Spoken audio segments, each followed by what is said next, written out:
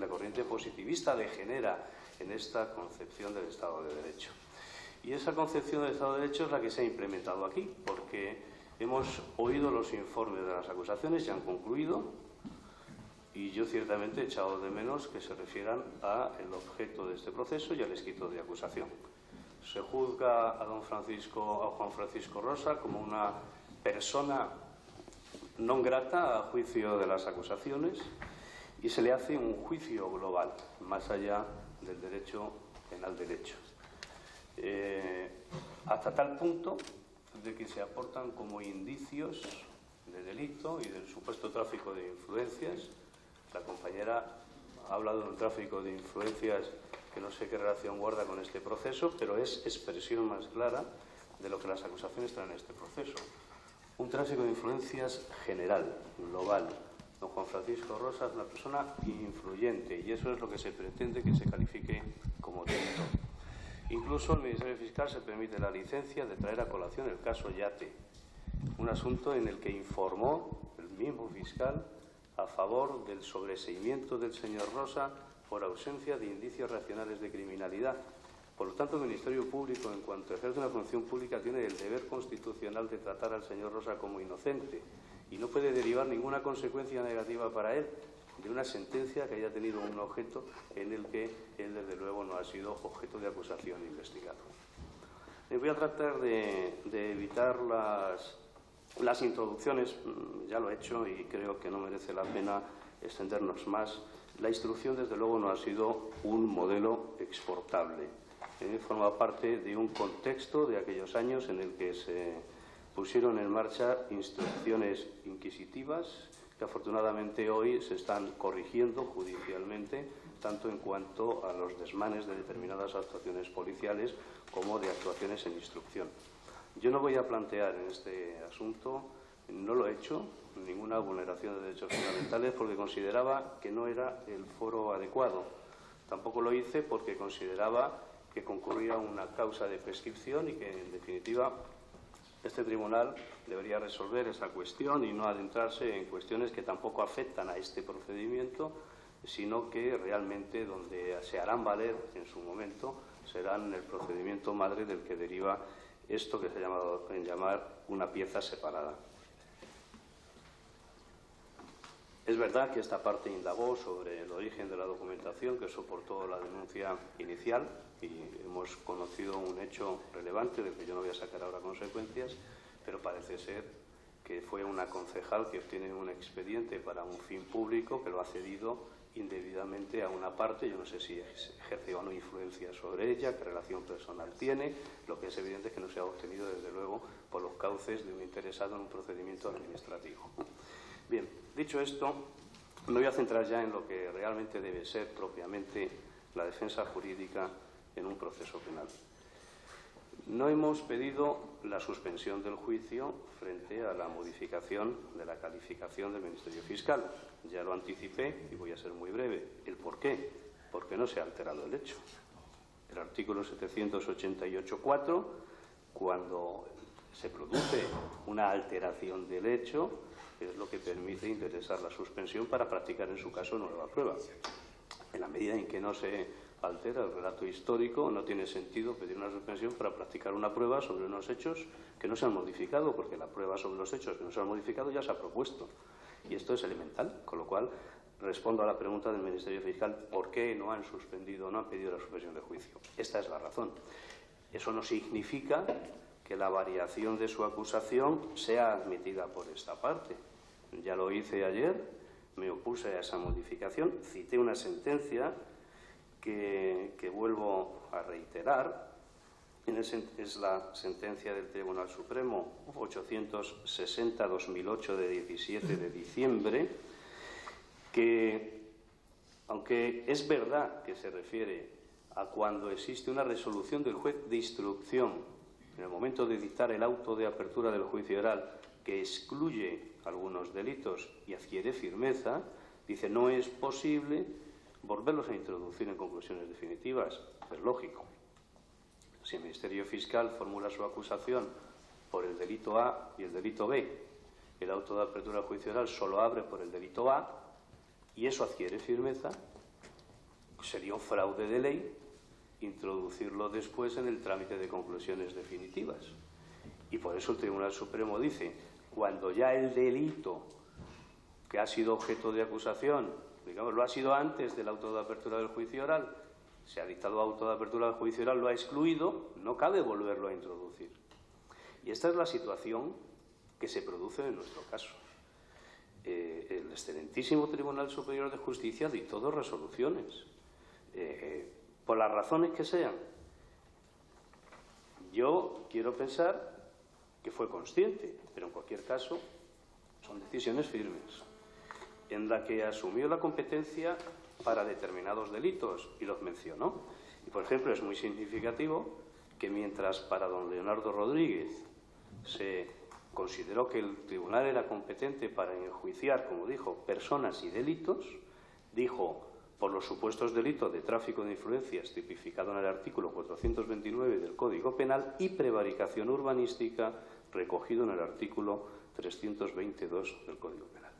Es decir, con relación a don Leonardo Rodríguez, el tribunal declaró expresamente que asumía su competencia para juzgarle por estos delitos.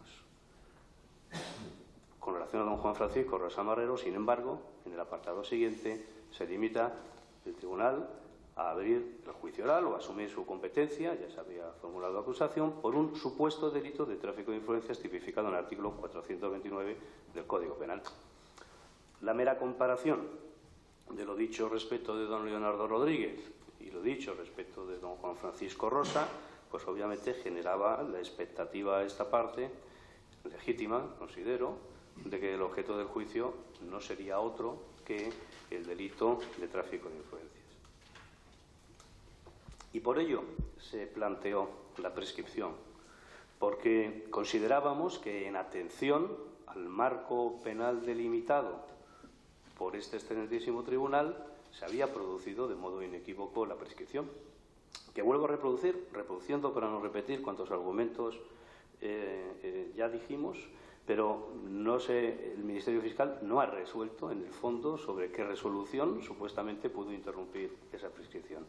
Lo que ha hecho es, aprovechando el trámite de conclusiones definitivas, volver a reintroducir el delito de prevaricación, a nuestro juicio, con todos los respetos hacia el Ministerio Fiscal, en fraude de ley. Es decir, al amparo de una norma, que es la posibilidad de modificar sus conclusiones en conclusiones definitivas, trata de eludir la norma penal de la prescripción. Y decimos que es fraude de ley porque no estamos en el caso de que las conclusiones definitivas sean consecuencia de la práctica de la prueba. Es decir, se ha practicado la prueba con una cognición plena y podríamos decir se ha aportado algún elemento adicional como resultado de la prueba que justifique esa variación de las conclusiones. Pero no se ha producido eso, primero, porque no se ha alterado el hecho ni una coma.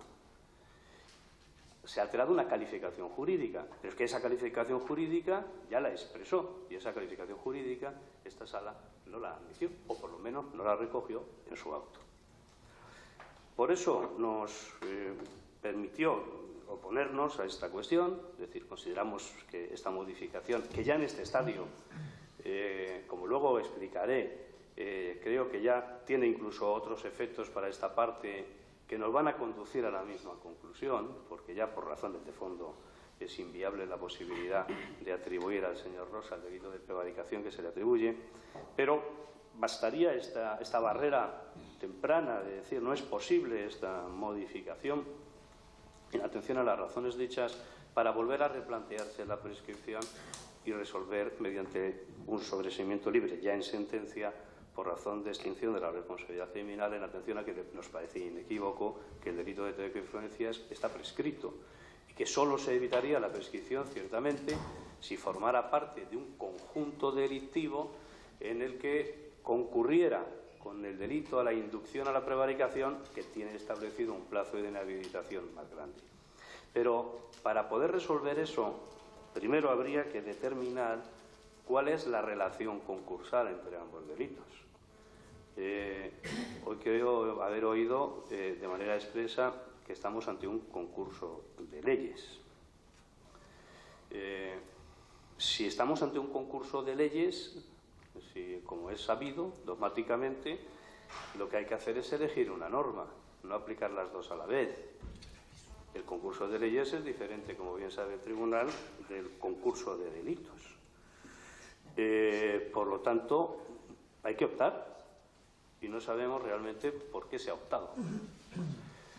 Desde luego, yo estoy de acuerdo en que la relación concursal entre el delito de tráfico de influencias y el de la inducción a la prevaricación es un concurso de normas, pero por una cuestión elemental sería la inducción a la prevaricación se habría avanzado en la progresión delictiva, es decir, lo que es una mera influencia que no requiere que sea eficaz, habría avanzado hasta una inducción que efectivamente haya hecho efectiva esa presión moral o psicológica, que se haya traducido también en hacer nacer la idea criminal en quien no la tenía para dictar una resolución injusta como consecuencia de esa influencia.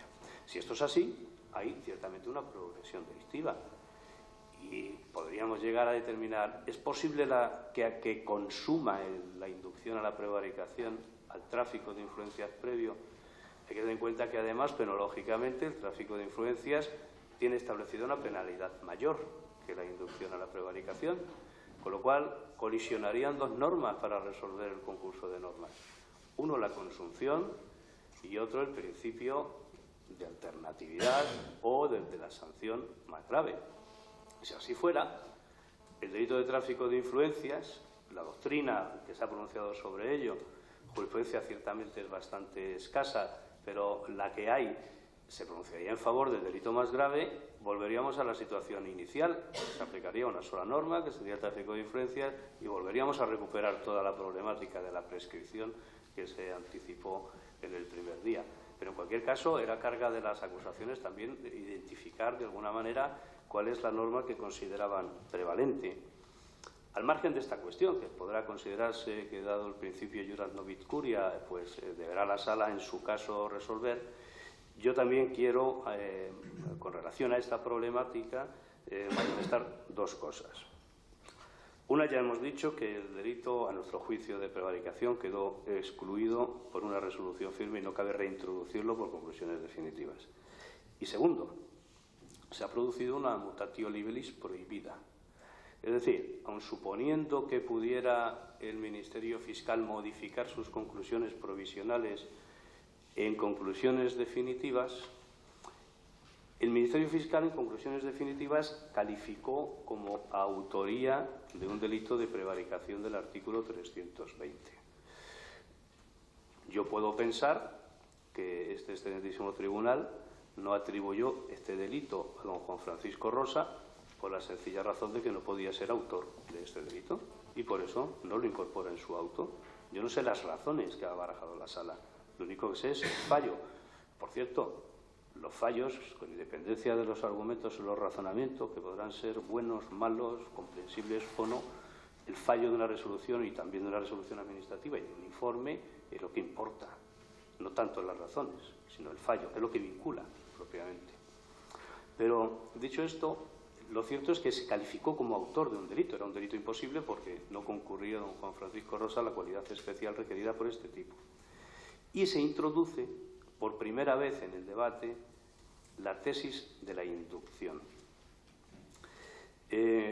Nos hubiera gustado, desde luego, que la tesis de la inducción se hubiera planteado en un momento en el que se hubiera podido articular toda la defensa frente a este tema.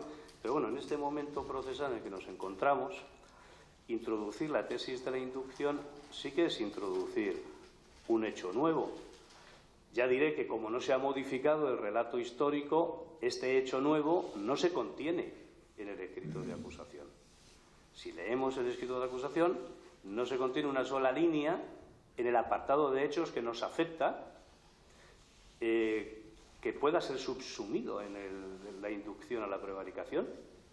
Tendría que haber modificado su relato el Ministerio Fiscal para esa hipótesis nueva que introduce ser acompañada del hecho, del supuesto fáctico de la inducción a la prevaricación, que es el haber hecho nacer la idea criminal en un funcionario que no estaba resuelto a votar en un determinado sentido una resolución y que, sin embargo, por virtud de ese influjo psíquico, ha determinado o ha movido su voluntad y ha cambiado el sentido de su voto. Esto no se contiene en En el relato fático, por contra, se contiene exactamente lo contrario, porque el Ministerio Fiscal, en el apartado de hechos que se refiere a don Juan Francisco Rosa, dice, sin que conste la influencia que el concejal Leonardo Rodríguez hubiera podido ejercer sobre los demás miembros de la Junta, ni sobre el secretario municipal para que votaran o informaran favorablemente. Si nos quedamos con esto, si el único hecho que se refiere en el escrito de acusación es la posible influencia ejercida frente a don Leonardo y se excluye que, a su vez, lo que se ha denominado la influencia en cadena, si se excluye, a su vez, la influencia en el resto de los miembros de la corporación, no es posible la inducción a la prevaricación. No cabe una inducción virtual para los miembros de la Junta de Gobierno. Se requiere un hecho que explique de qué modo se hizo nacer en ellos esa voluntad criminal, cosa que no se hace en el escrito de acusación. En todo caso, el Tribunal Supremo nos ha dicho, precisamente en un supuesto en el que se discutía el cambio de título de autor a inductor, que no son conductas homogéneas y que no cabe duda de que el recurrente no fue acusado por haber informado o resuelto un proyecto, sino por haber inducido a quien informaba o resolvía, acción que obviamente no es el dictar una resolución administrativa. Bien, por lo tanto, también denuncio que esa modificación supone una mutatio libellis prohibida. Se ha introducido un hecho nuevo que no se contenía en el escrito de acusación y también desde este punto de vista, desde luego, nos hubiera causado indefensión. Pero, insisto, como se ha practicado toda la prueba relativa al relato fáctico que no se ha modificado, no consideraba esta parte necesaria la propuesta de nueva prueba porque, por razones jurídicas, consideramos que no es aceptable este cambio de calificación jurídica. Sin perjuicio de lo que luego diré en cuanto al fondo, en cuanto al delito de prevaricación. El acta de acusación se delimita por las conclusiones provisionales y, ciertamente, en conclusiones definitivas. No voy a ser yo quien niegue la posibilidad que tiene el Ministerio Fiscal, como dije ayer, de modificar complementariamente el hecho.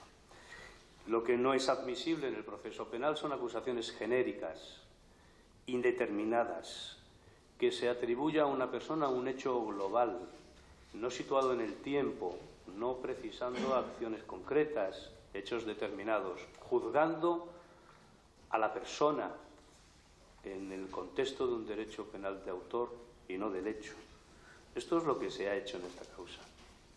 Esta parte ha resultado bastante sorprendida cuando se ha admitido por el comandante Corral el que ya desde el minuto 1 era objeto de investigación del señor Rosa y que realmente, o así lo he percibido yo, por lo que he ido a entender, las entradas y registros y las intervenciones telefónicas que se motivan judicialmente respecto de otras personas, indirectamente, en realidad tenía por objeto la investigación del señor Rosa. Si esto es así, ciertamente se habría producido una lesión brutal de derechos fundamentales, que no voy a alegar en este proceso, sino solo lo voy a alegar con la finalidad de poner de manifiesto, y por eso fue el sentido de mi interrogatorio, no para hablar de nulidades o si está o no la resolución. Ya sabemos que no existe la resolución original.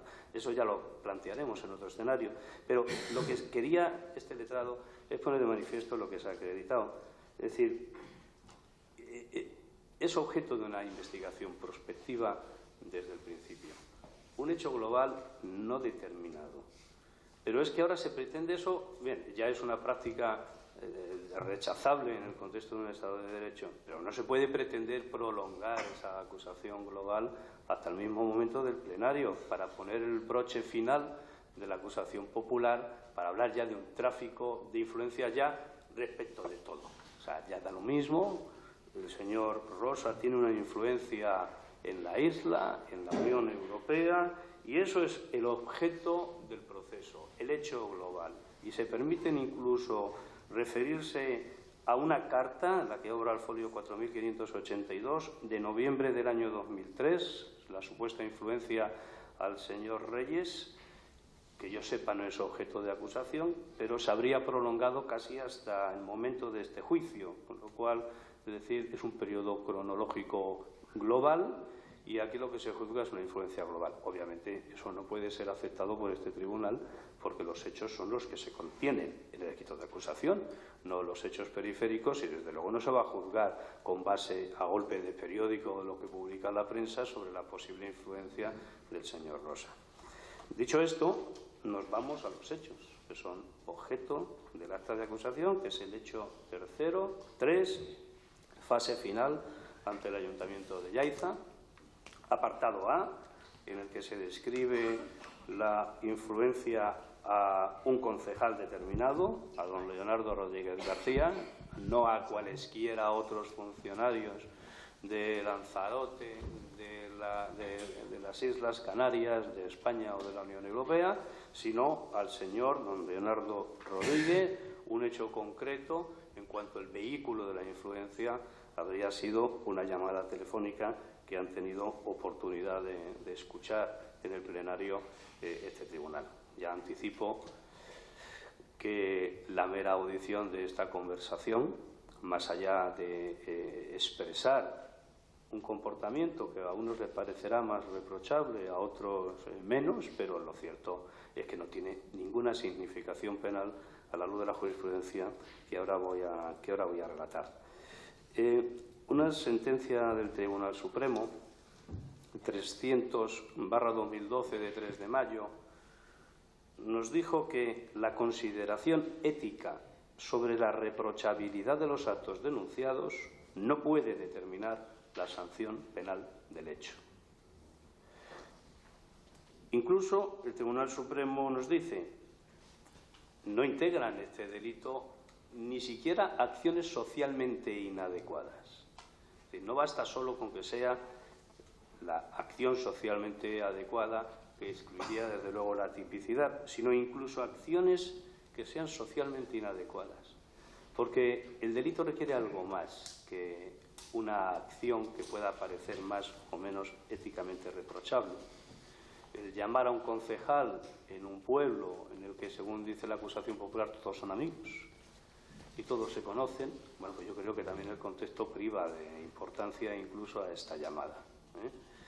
Si fuera una gran capital, pues probablemente el escenario y el contexto se hace más difícil, pero desde luego deducir una relación personal de las típicas por la circunstancia de que un ciudadano pueda hablar con un concejal, pues bueno, estaríamos expandiendo el tipo penal hasta un punto irreconocible. Y hay que tener en cuenta que el delito de tráfico de influencias ha sido un delito sobre el que se ha prevenido por la jurisprudencia.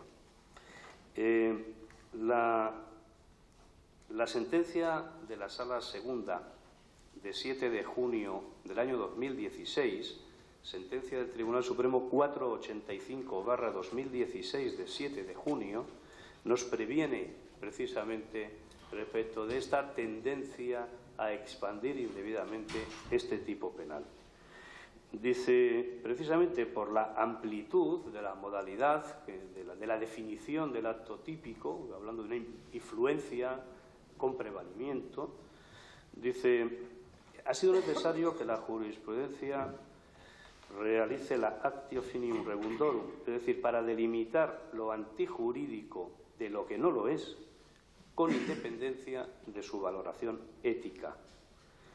Y reconoce el tribunal que la labor para definir el delito es realmente dificultosa porque el legislador no ha sido capaz de describir de forma inequívoca la conducta que quería sancionar.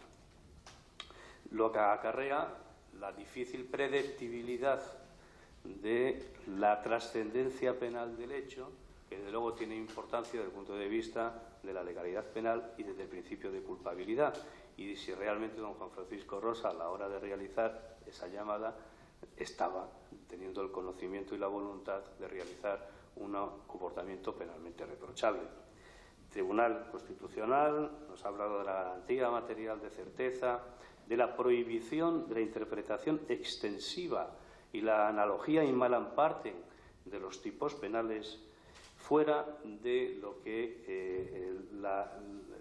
lo que es admisible desde un punto de vista ciudadano en general y de lo que es reconocible por todos, porque, igual que luego diré respecto de la ilegalidad administrativa, desde luego la influencia, para ser penalmente relevante, tiene que ser un comportamiento reconocible, sin ninguna duda, con una suficiente fuerza o carga de presión moral que sea reconocible por cualquier ciudadano como un acto ilícito o ilícito penalmente incluso.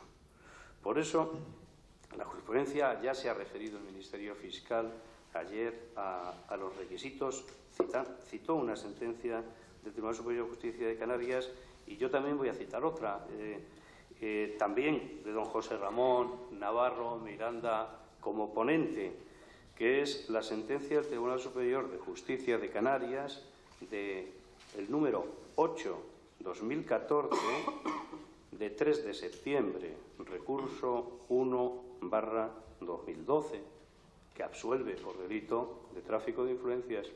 Sobre la base, dice, la necesaria cualificación del medio utilizado para que la acción de influir integre el tipo delictivo.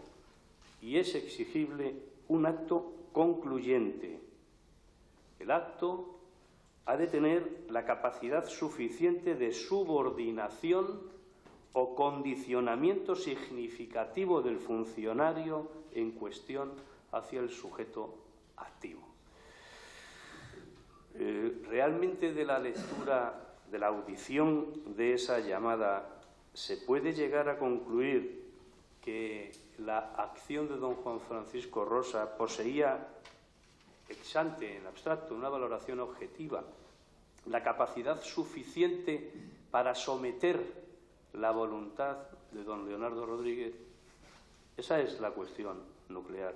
La jurisprudencia ha hablado de prevalimiento, que es un concepto muy acuñado y muy desarrollado, por ejemplo, con relación al estupro. Y el prevalimiento, desde luego, es algo más que una mera petición, algo más que una mera recomendación.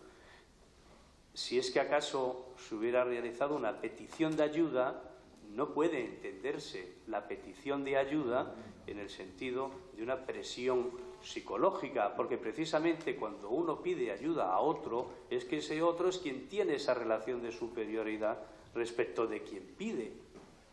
Es incompatible la acción de pedir ayuda con una acción de prevalimiento, porque el prevalimiento es una acción de desequilibrio entre dos personas, en virtud de la cual, y por razón de determinadas relaciones, en este caso personales, una persona tiene ascendencia moral frente a otra. Esa ascendencia moral tiene que ser probada. No basta con un mero conocimiento personal. Si la relación personal tiene que ser de tal tipo que fundamente esa posición de desequilibrio entre las dos personas. Un influjo suficiente derivado de una situación de superioridad. Si analizamos la conversación telefónica, yo creo que hay datos suficientes para acreditar exactamente lo contrario. Por supuesto, como dijo don Juan Francisco Rosa, hablar de una situación de prevalimiento, de superioridad y de control absoluto del Ayuntamiento de Yaiza, que no es el tema que nos ocupa, no es la influencia al Ayuntamiento, sino la influencia de don Leonardo Rodríguez. Desde luego, una petición que se formaliza de concesión de una licencia de actividad en el año 2005 y que no se obtiene hasta 2008, pues realmente es un actus contrarius a esa capacidad de influencia. Pero del propio contenido de las llamadas, el Tribunal tiene que tener en cuenta que se llaman a través de las secretarias personales. No hay ninguna llamada en la que se llamen directamente. Qué raro, teniendo en cuenta que ha sido observado su teléfono durante mucho tiempo con cientos de llamadas que están en la causa. Están en la causa todas. La sala podrá comprobar los cientos de llamadas, y malo sería que no estuvieran, porque tendrían que estar a disposición del tribunal. Se llaman a través de las secretarias.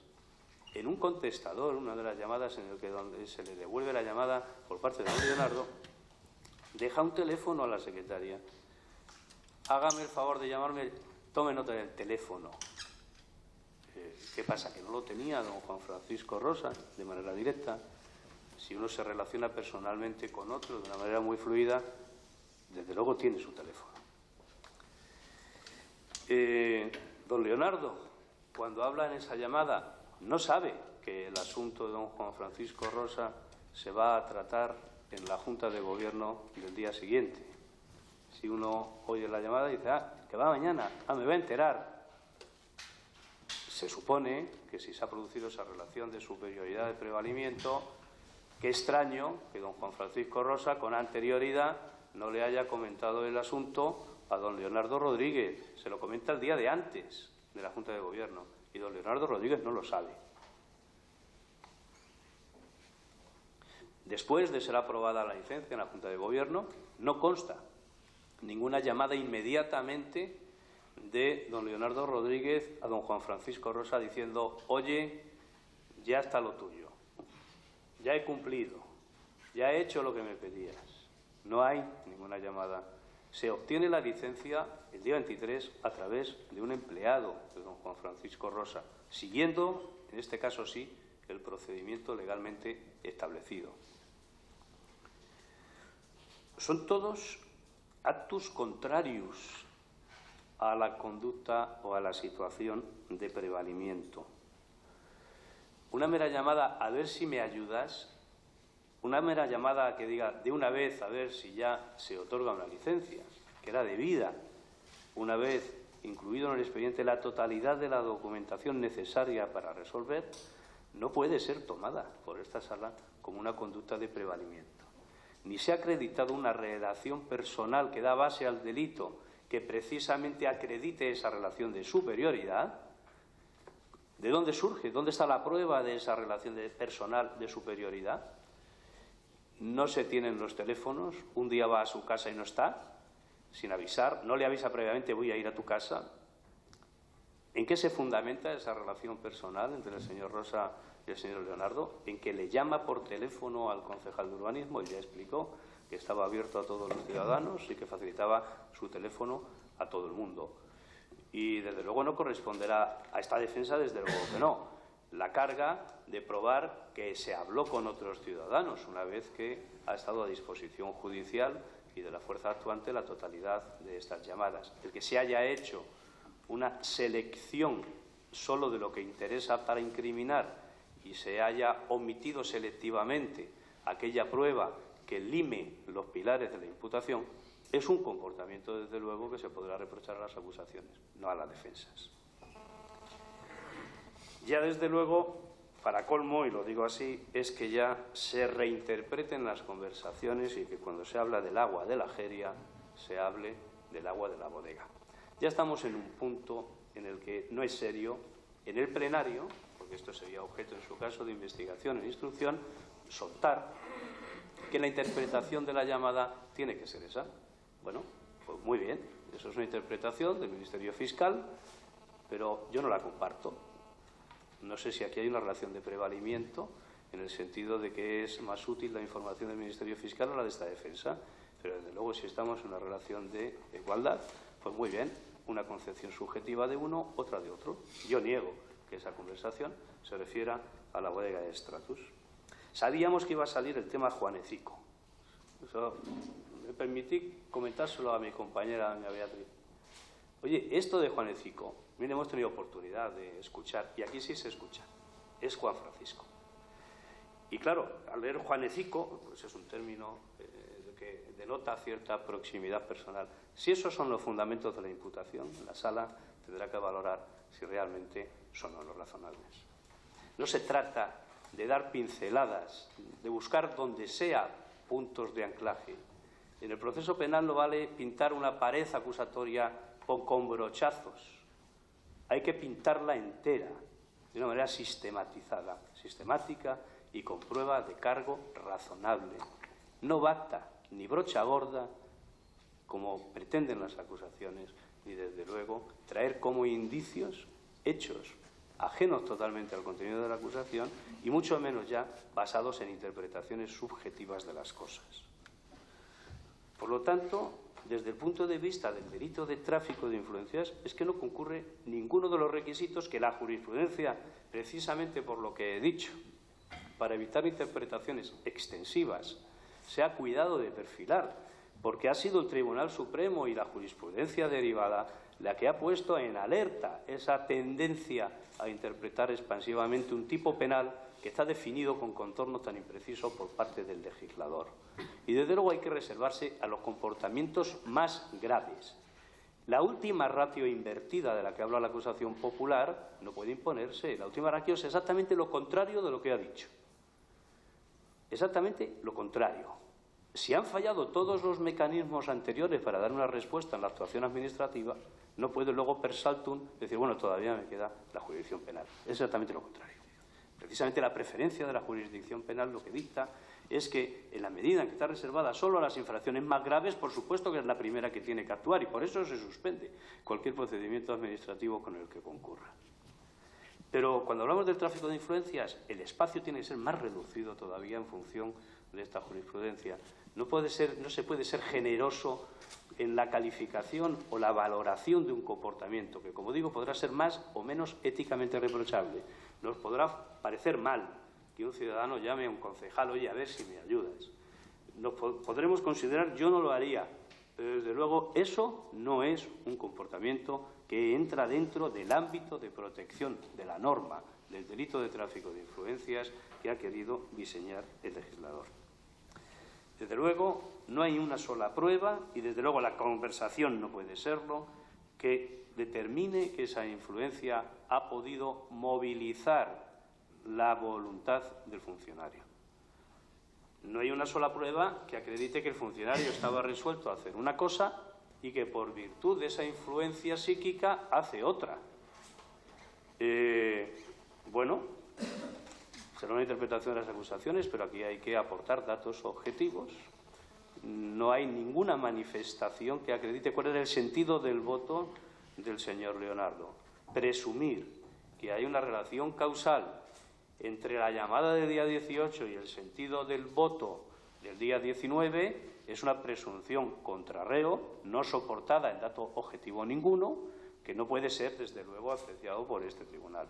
Cuando la conversación no tiene objetivamente un contenido incriminatorio, no tiene un contenido que revele ineludiblemente esa acción de influencia psíquica, de superioridad, de desequilibrio, de ascendencia moral, realmente no se puede llegar a la conclusión de que esa influencia haya sido eficaz. Si esto es así para el tráfico de influencias, obviamente, en la medida en que se atribuye una inducción a la prevaricación, pues realmente podríamos haber terminado el debate. Si la influencia no es idónea desde el punto de vista del tipo penal del delito de tráfico de influencias, desde luego no puede ser idónea para considerar que ha existido una inducción. En cuanto a la inducción, como se ha definido, a la prevaricación, es un grado más de la influencia. La influencia está en un estadio anterior y la inducción es un grado más, es decir, la influencia ha sido eficaz. Y aquí sí que ya hay que ser categórico. El hecho probado de esta sala tendría que ser capaz de incorporar que don Juan Francisco Rosa ha hecho nacer en don Leonardo Rodríguez la voluntad criminal, a la que no estaba dispuesto, porque si ya está dispuesto, como se sabe, la inducción entonces sería ineficaz. Si un funcionario ya está resuelto a cometer un delito, la inducción de don Juan Francisco Rosa no es una inducción idónea, es una inducción ineficaz y es atípica. Porque la inducción, para ser penalmente relevante, tiene que ser una inducción eficaz. Es decir, hacer nacer la idea criminal. Pero para hacer nacer la idea criminal tenemos que haber acreditado que don Leonardo Rodríguez antes no la tenía. Nada de esto hemos oído en la sala. Se presume, insisto, en que el sentido del voto es porque es don Juan Francisco Rosa. Si así fuera, ni siquiera eso es la inducción. Ese favorecimiento, por ejemplo, a un empresario porque es él, bueno, podrá discutirse si la resolución es injusta, si da lugar a la prevaricación. Pero eso no nos lleva todavía al escenario de que el empresario favorecido sea quien ha hecho nacer en toda la corporación esa voluntad criminal para prevaricar.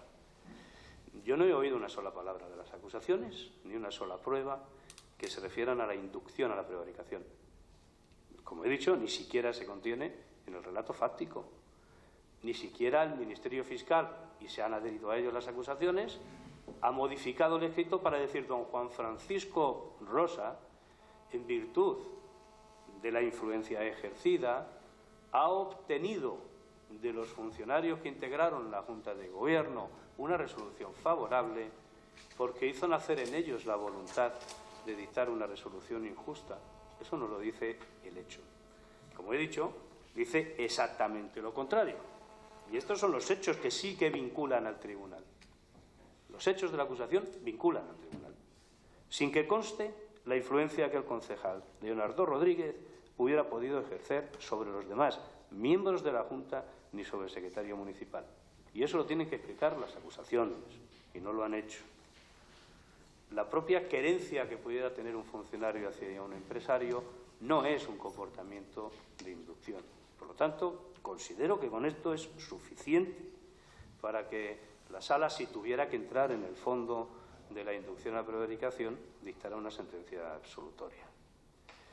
Si desde luego la inducción a la prevaricación no es posible, volveríamos otra vez a la situación anterior con el tráfico de influencias y desde luego a su manifiesta prescripción, aunque considero que existen razones sobradas de fondo, por las razones que he dicho, para considerar que desde luego el hecho podrá ser socialmente inadecuado, pero no es un hecho típico en el sentido del ámbito de protección de la norma penal delimitada jurisprudencialmente. En cuanto se nos atribuye una prevaricación, voy a tratar de no solaparme con lo que a buen seguro van a manifestar mis compañeros de la defensa. Las preguntas que ha realizado este letrado a lo largo del plenario, todas giraban respecto de si se producía o no una injusticia notoria. Y también, obviamente, respecto de la clase de resolución que se está cuestionando.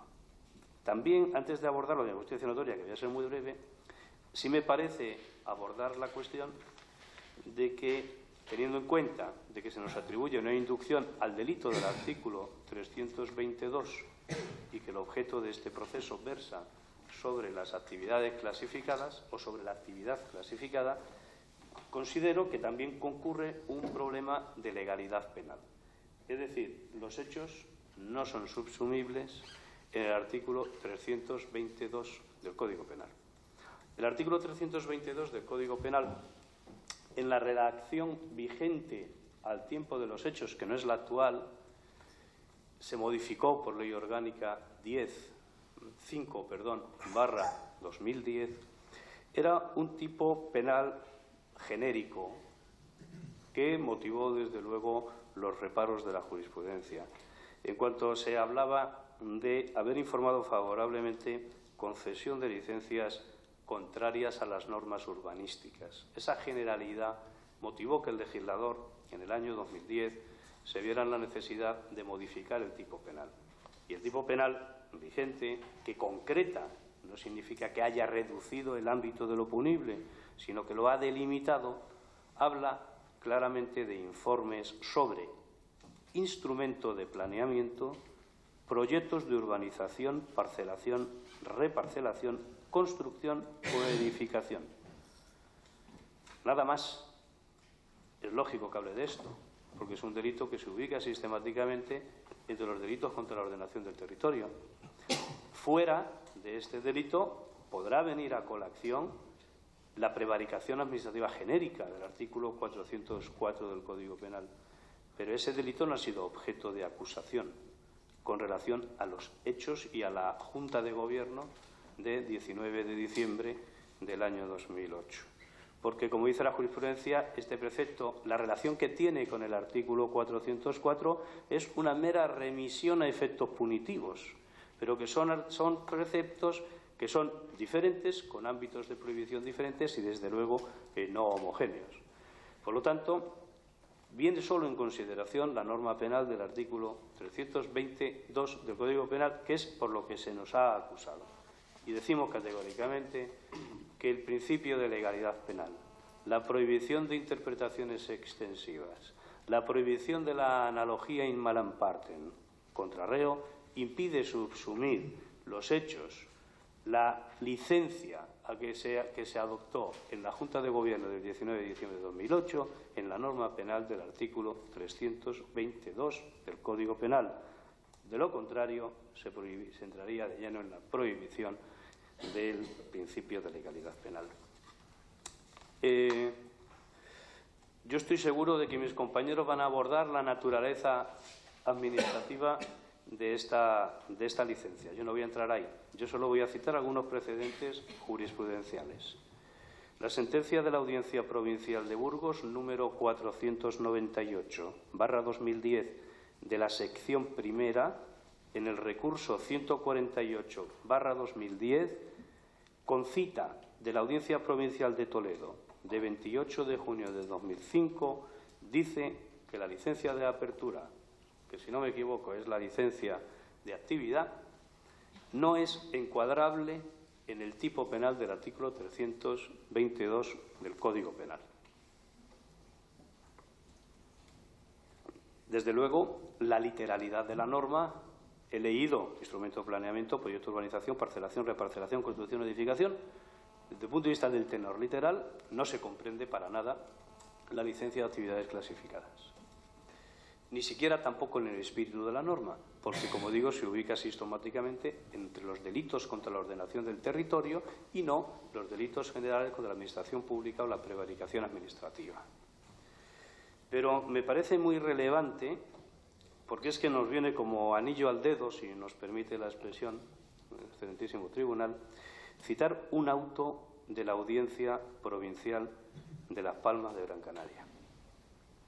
Me estoy refiriendo al auto de la sección primera, número 390/2014, dictado en el recurso 591/2012, en el que la Audiencia Provincial de Las Palmas, en un auto de un contenido exhaustivo y elogiable por el estudio que hace precisamente de toda esta cuestión, confirma un auto de sobreseimiento dictado por el juez de instrucción. Y me va a permitir la sala que lea, es muy extensa, pero solo voy a leer un párrafo. Ya verán cómo reconocemos algo de lo que se está discutiendo aquí. Dice: la licencia de apertura cuestionada, al regirse por la normativa específica de su diferenciada finalidad, dice, aun cuando la concesión de licencia de apertura no pueda legitimar infracciones urbanísticas producidas al llevar a cabo la edificación, que puedan ser advertidas cuando se tramite el expediente para la concesión de aquella, es decir, a pesar de que se advierta la infracción de la norma urbanística en el momento de emitir la licencia de apertura, dice, no por ello puede denegarse la licencia de esta clase por el simple hecho de que repetidas anomalías se hayan podido producir, porque este específico expediente no es apto para que se sancione su comisión por el simple y drástico procedimiento de denegación de tal licencia, ya que es necesario, a la vista del concreto modo de comisión de las mismas y de las circunstancias concurrentes, se adopten las medidas específicamente establecidas para cada caso. Dice, según la causa determinante de la infracción, que de preexistir debe corregirse y depurarse su alcance, en su caso, por procedimientos distintos, de modo que prima facie no puede utilizarse el mecanismo de concesión de una licencia de actividad para evaluar la conformidad a derecho de una construcción. Por ello, de declararse la nulidad de la licencia de obras, ello acarrearía la imposibilidad del ejercicio de la actividad, mas esta cuestión, y aquí pongo el acento, habría de analizarse en el procedimiento seguido en torno a la legalidad de la concesión de la licencia de obras, no el seguido en torno a la legalidad de la concesión de la licencia de apertura. Auto de sobreseimiento. ¿Por qué? Pues exactamente porque ocurre lo que ocurre en este procedimiento. Hemos estado oyendo de las acusaciones de manera machacona, repetida, la cuestión de los metros, el restaurante, el museo, la falta de adecuación de las obras al proyecto de edificación, etcétera, etcétera, etcétera. Como bien dice esta resolución, esto aquí no toca. No toca. Además, no puede tocar, porque para poder llegar a la determinación de que la licencia de actividad se ha dictado con infracción de una norma urbanística, este tribunal tendría que haber entrado a analizar y a valorar la prueba respecto de la infracción urbanística, y precisamente se ha excluido como objeto de este procedimiento toda consideración de la adecuación de la obra ejecutada a la licencia de obras o a los proyectos presentados.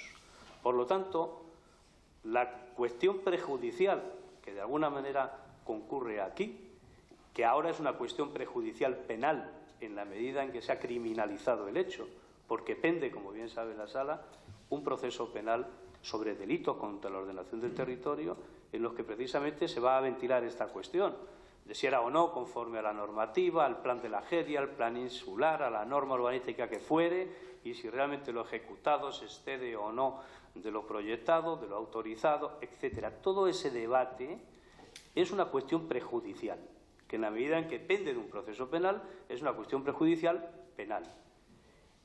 Y como cuestión prejudicial que no puede ser ventilada en esta sala, no puede motivar ni fundamentar la contrariedad de la licencia a la norma urbanística, porque lo que disponemos hoy son con actos administrativos que no han sido invalidados, que han calificado el uso, que es el único objeto de la licencia de actividad, y que se ha considerado compatible el uso de la bodega con el terreno o la clase de suelo en el que se asienta. Y esa es la cuestión. Como dice esta resolución, no es el procedimiento de licencia de actividad, a pesar de que preexistan, incluso se adviertan esas posibles lesiones de la normativa urbanística, la licencia de actividad tendría que ser concedida. Pero, desde luego, ni siquiera aquí cabría sostener razonablemente esa advertencia, desde luego por parte de los miembros de la Junta de Gobierno local, porque los integrantes de la Junta de Gobierno local es el último capítulo de un libro en el que se han producido actuaciones anteriores que no han sido impugnadas y no han sido anuladas. Y los actos administrativos de otros órganos, del Gobierno de Canarias, del Cabildo, generan y fundamentan una expectativa razonable de adecuación a la legalidad. Y, desde luego, el principio de confianza rige en las relaciones entre las administraciones públicas, porque los actos administrativos, mientras no sean anulados, tienen presunción de legalidad. Y esta es la situación con la que se encontraron los integrantes de la Junta de Gobierno. ¿Se podrá discutir la calificación o no en otro proceso? Ya esta parte puso de manifiesto cómo tampoco era un hecho excepcional.